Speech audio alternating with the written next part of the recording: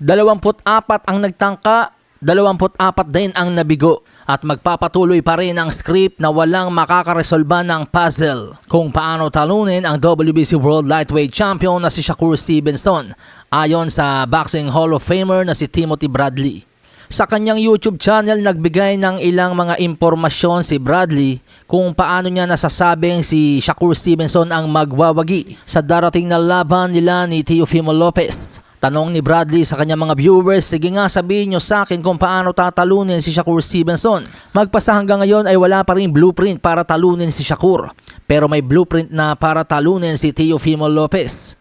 Kumbaga ang ibig sabihin po ni Bradley mga amigos, nagawa na po ni George Kambosos Jr. ang blueprint para talunin si Teofimo. Dahil si Kambosos nga po ang unang boksingerong tumalo kay Lopez. Bukod pa riyan, may mga laban din si Teofimo na nahirapan siya sa mga slick boxers like Sandor Martin at Jamaine Ortiz. Paano pa nga daw sa isang tulad ni Shakur Stevenson na parang si Casper the Ghost na napakahirap tamaan at hulihin.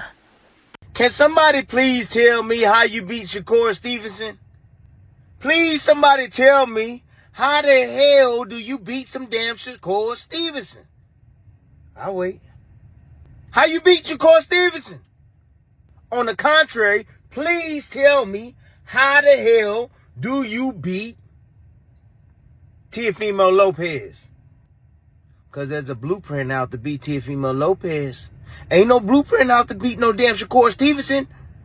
Lopez don't know how to beat Shakur Stevenson. Ain't no damn blueprint. Isa pa sa pinunto ni Bradley mga amigos, matagal na ring hindi nananalo ng knockout si Teofimo.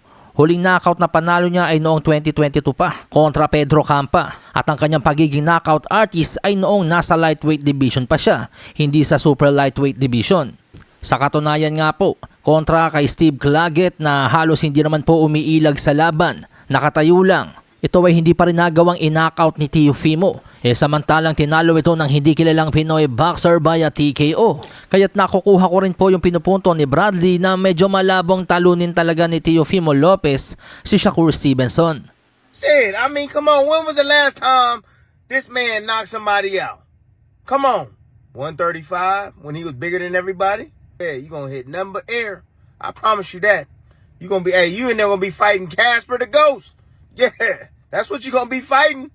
It's Casper the Ghost. Pero alalahanin po natin mga amigos, may record po itong si Teofimo na gumagaling siya kapag magaling din ang kanyang kalaban. At ito nga po yung nangyari sa kanilang laban ni Vasily Lomachenko noong 2020 kung saan liyamado si Loma pero kanyang sinibak at sinilat. Dihado rin si Teofimo Lopez sa kanyang naging laban kay former undisputed super lightweight champion Josh Taylor noong 2023. Pero muling pinatunayan ni Teofimo na mas lalo siyang gumagaling kapag pinagdududahan siyang manalo ng karamihan. Sa score na 117-111, 115-113 at 115-113, kanyang inupset ang former undisputed at undefeated champion na si Josh Taylor. Sa kabila ng pagiging WBO at Ring Magazine Super Lightweight World Champion, sa darating na January 31, dehado na naman po si Teofimo sa kanyang makakalaban na si Shakur Stevenson, kung saan ang tayamang $100 ay tatama ng $270 kapag pamusta ka kay Teofimo. Magkatotoo kaya ang mga prediksyon at pinagsasasabi ni Timothy Bradley o muling mamamahiya ang mapang-upset na si Teofimo sa paparating niyang laban? Sahin ang baraha, patunayan mo sa akin ha. Sino man ang mabunot na kalaban, di ka tatakbo ha. Sabay